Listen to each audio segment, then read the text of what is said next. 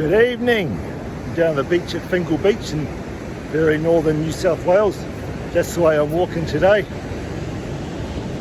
Got most of the beach to myself. I actually did this video this morning at Byron, and I got home to edit it just now, only to find that I somehow managed to record it in slow-mo. And me saying candida in slow motion is not much fun to watch. So I'll pop back down to Fingal Beach in the evening as the sun's going down to redo it. So what am I going to talk about? I'm going to talk about the new research on candida in our lungs. I'm going to talk about the role of thyroxine and whether or not it increases our risk of cancer. And I'm going to talk about sunlight and viruses and why sunlight might be effective where vitamin D isn't. I'm also going to talk about Bitcoin as usual and the criticism of it with its energy use, and I'm going to look at the upcoming public listing of on the stock market of Coinbase and what that means for Bitcoin. Of course, all of these as usual are congruent, it's a good word, congruent, with my two foundational principles. First one being that true health comes from living in harmony with the laws of nature, as consistent with the Gaia theory, which states that all living organisms and their inorganic surroundings have evolved together as a single living system. Also consistent with a statement by neuroscientist Carl Friston that the anatomy of any living system must contain within it a model of the environment in which it is immersed, which means we are part of the universe and the universe is part of us. It's inspired by the poem by J.R.R. Tolkien, The Riddle of Strider, which states that not all who wander are lost, and renewed shall be the sword that was broken. And it's sponsored by my Promethean Health Formula Sun Tonic, which I use to protect my skin while I'm out in the sun. I do that in combination with eating lots of lycopene foods, which that lycopene builds up in my skin and protects my skin. And that's mainly tomatoes and watermelon in summer, and green tea also. And I make sure I get out of the sun if my skin gets pink or hot. And of course, the best protection against the sun is building a good tan, which is why I try and get out in the sun as often as possible.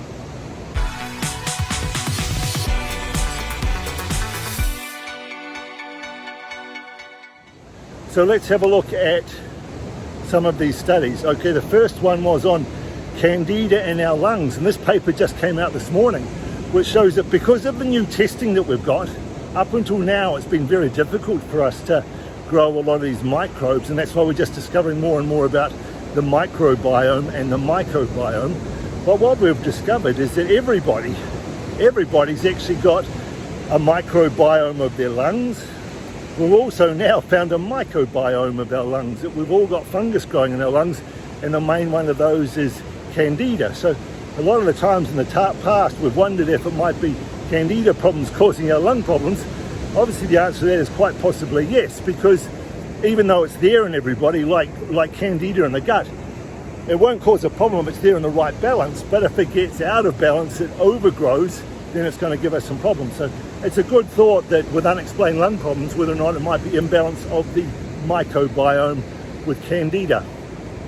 The second study came out a few days ago, which was basically on looking at people with hypothyroidism on thyroxine, and it found that those people on thyroxine had a dramatically increased risk of all sorts of cancer, including breast cancer. Now, we don't know why that is. We know that hypothyroidism itself is a risk factor for cancer because thyroid hormone is traditionally thought to be able to kill cancer cells, one of the ways we kill cancer cells. And so it was quite a surprise to find that people on thyroxine had this increased risk of cancer. And it may be that we have to look at whether or not just being on thyroxine alone is enough when there are actually multiple thyroid hormones in the body. And it may be that we need a more comprehensive thyroid hormone, or it may be that people with low thyroid function on thyroxine just have to kind of optimize their anti-cancer kind of lifestyle as well and develop a hypothyroid problem. We don't know this yet, but it's interesting that if you're on thyroxine, you do have an increased risk of cancer.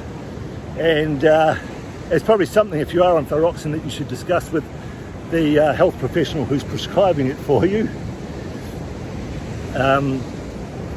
So the third one was sunlight and vitamin D. So what they've discovered is that sunlight is way more antiviral than it should be for vitamin D, and we know now that giving one-off doses of vitamin D to people with bad viral infections probably doesn't do very much, but sunlight does. And the theory behind that is, of course, as I've discussed in multiple of my other videos, is that sunlight is much more than vitamin D. In fact, they think that sunlight is so antiviral, not from the vitamin D so much, but actually the UV light stimulating nitric oxide in the body, the production of nitric oxide. Nitric oxide is well known for its blood pressure reducing effects. It dilates our blood vessels, which is why sunlight exposure decreases our blood pressure. But now we know that it almost certainly stimulates the immune system as well. Plus we know that sunlight, not only vitamin D, it's not only nitric oxide, but it also stimulates T cells as they circulate through our skin, also increases our endorphin production, our serotonin production, our melatonin production. So there's magic in sunlight that might not be there if we just take an individual component of it. All right, so what have we got so far? We've got candidas in everybody's lungs, could get imbalanced. We've got, if you're on thyroxine, you probably want to talk to your healthcare professional who's prescribing it about what you should do and whether or not there is an increased risk of cancer. And we've got sunlight being a very effective antiviral above and beyond vitamin D, probably because of its nitric oxide effects. Lastly, I want to talk about Bitcoin.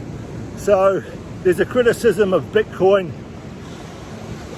the sun's just starting to go down, using too much energy, because a lot of the Bitcoin miners are in China, where they use, the criticism is they use a lot of coal burning energy to mine the Bitcoin. But we now know that only 40% of the Chinese Bitcoin miners are using coal for energy sources, and the rest are using, the 60% of them are using renewable energy from hydroelectric electricity, because the southern China gets a lot of rain and they have a massive, often too much excessive production of energy from hydroelectrics. And of course, Bitcoin miners want to minimize their costs as much as possible. So most of the Bitcoin miners are moving to southern China where they can use hydroelectric energy. And the last thing I really want to talk about was the listing of Coinbase in the US. Now, the really interesting thing is, remember, there's only 21 million Bitcoin, and there will only ever be 21 million Bitcoin. Yet there's 56 million members of Coinbase. That's how scarce Bitcoin is. And you want money to be scarce. We can't use grains of sands as money because it's not scarce. We can use seashells. In fact, there's evidence that we had a monetary system 70,000 years ago and we used seashells as money. Then of course we found other better ways, and eventually it became gold, and now Bitcoin's taking over as a better system than gold as a store of value.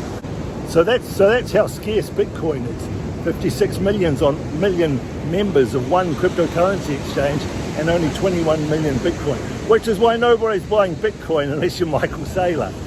We're buying Satoshis, because remember, every Bitcoin is divided up into 100 million Satoshis. So that's it for me. I'm going to stay down here and get my infrared light as the sun goes down. Just going behind the tree there. And I have another swim.